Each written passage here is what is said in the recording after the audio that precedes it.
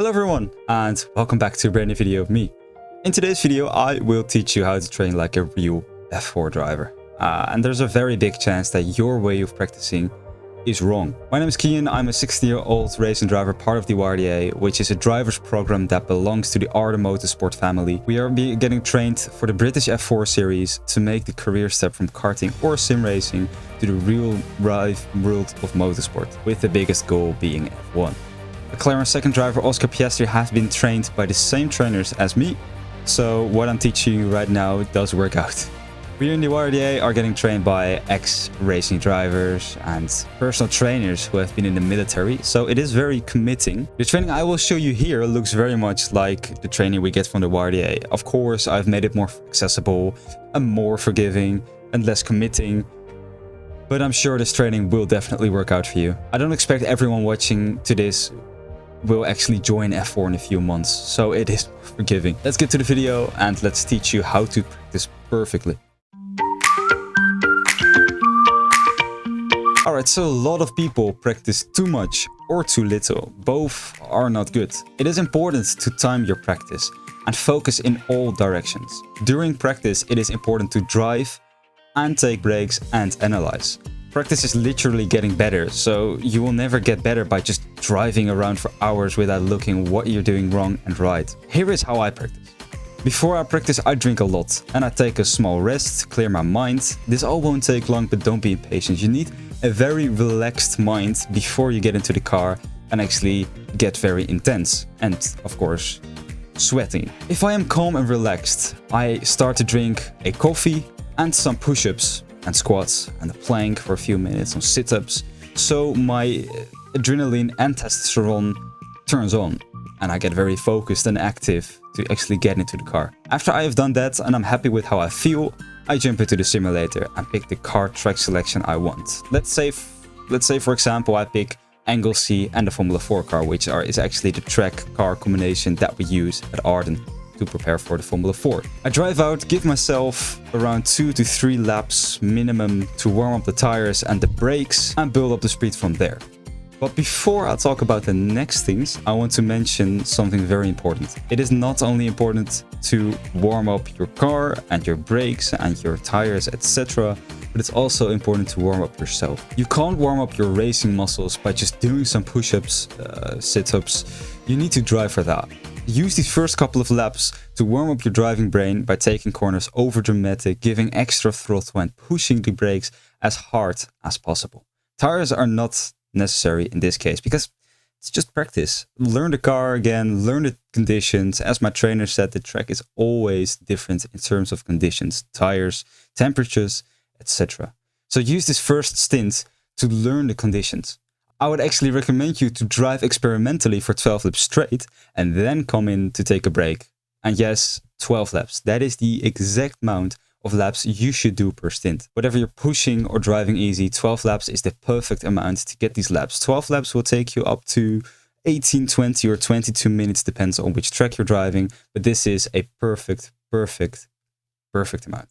And then if you've done that, give yourself a break and start analyzing. So begin your practice day with 1 or 2 experimental sessions or stints. And trust me, if you do that well, and if you do these, you will absolutely master the track, because you will never be able to master the track if you don't know the conditions, if you don't know the temperatures. Well, you of course set in the temperatures, but if you don't know how to drive with these, so do that. Really important, really important. Then when you get out and when you're done with your stint, jump into the replay. The replay is key. Watch your racing lines, watch your steering input, the throttle, the braking, maybe some wheel spin or locking brakes you should prevent. Perhaps you can brake a meter later, which can give you an extra tenth or two. And this might be the best advice I have received when watching replays. Watch your racing line from third person. You will see lines you haven't seen in cockpit view or haven't seen ever, because you will see more details of the track and you want to use all millimeters of the track. It is very, very important. And that can win you a few cents again. After analyzing and checking where you can win some time, you will jump right into the car again for a new 12 laps. 12. Build up the pace this time, but don't forget the 2 or 3 laps to warm up your tires, your brakes, etc. When you start to feel more confident, push the car more to the limit and see what you can do after a solid 12 laps. After a solid 12 laps, get into the pits and start to analyze. A very good piece of advice, write down your fastest lap time and your fastest sectors every session. From session 1, so from a slow session, a shit session, a mistake session, a bad session, all the way to the last session of the day, because you will see, and this will actually give you a very good vision of how much you're improving through the day. This is a key tip. Please, I'm begging you to do this if you want to get better or faster. Get back to analyzing after you've done that, and after you will actually drive an even faster stint. Extra tip during driving, it is not very important to look at your lap times while driving. Of course, when I'm training at Arden, I get to know what my lap time was from a trainer after a lap. But for you, it is not important to know that. A delta is good to see how much time you're gaining per corner, but the lap time is not very important. After the stint, you will see it anyways. At the end of the day, you will definitely have the pace you're looking for. Maybe not exactly the pace, but you will be closer, much closer. Remember to take enough breaks in between the sessions so you can actually get better. Drink enough, eat something light, take a foam break. It's not bad to take a foam break, and you will get everything out of your sim sessions. A very important thing is making mistakes. Very important. Doesn't matter. Really, it's great to make mistakes. What matters is that you find out what caused the mistake and learn from that. Making mistakes in practice is awesome. It's great, because imagine making it during a race. You want to learn how to prevent these mistakes, like spinning, like wheel spinning, like crashing, in practice, so you won't do it in the race. Because just imagine you spinning in a race because you haven't practiced it.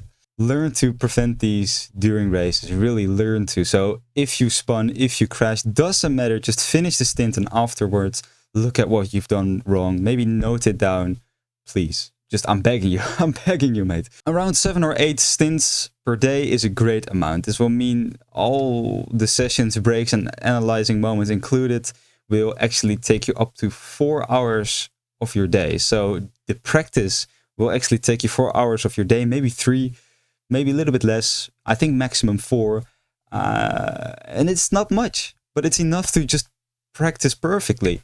And if you think it is much, remember that if you do this well, you will win a lot of time. Listen, guys, work smart, not hard. There are plenty of different ways to practice and plenty of different things you need to practice before a race. In this video, I explained you how to practice track to get faster on it and learn to drive the car as well regarding conditions, etc.